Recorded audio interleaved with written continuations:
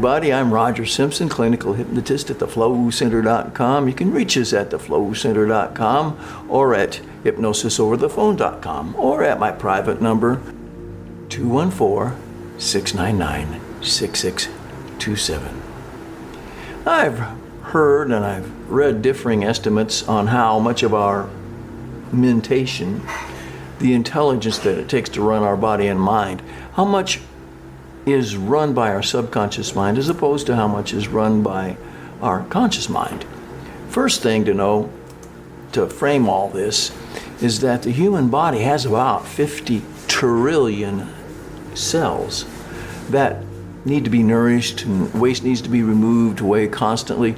Now, Henry Ford's original factory could have the raw materials that it took to build a car delivered by train at one end of his factory, and the slag and other waste taken away by trucks at another exit, and then the finished product, the automobile, that the one that's reproduced, driven out another exit.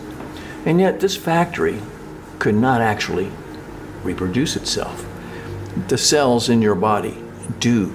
Each one of the 50 trillion cells in your body is much more complex than the entire Ford Motor Company.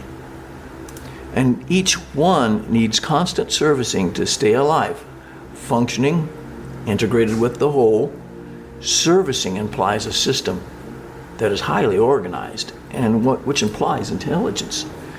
Now, one estimate, I believe, according to Dr. Bruce Lipton in his book, The Biology of Belief, is that the self-conscious mind's processing speed is 20 million bits per second, while we process only 40 bits per second consciously. That's 500,000 times slower. Another study says that the subconscious mind processes about 400 billion bits of info per second, and the impulses travel at speeds up to 100,000 miles per hour, while your conscious mind processes only about 2,000 bits as opposed to 400 billion bits per second of information, and its impulses travel only about 100 to 150 miles per hour, which seemed pretty fast in Henry Ford's day. My mentor says that our subconscious is only about 90% of our mind, while we are only consciously thinking 10% of the time.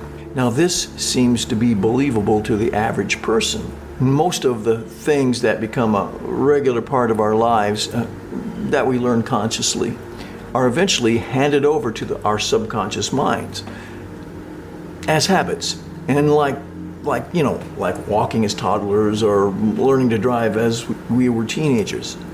And in our older years, we have a tendency to use our conscious minds less and less, and our habits that we've collected over a lifetime more and more.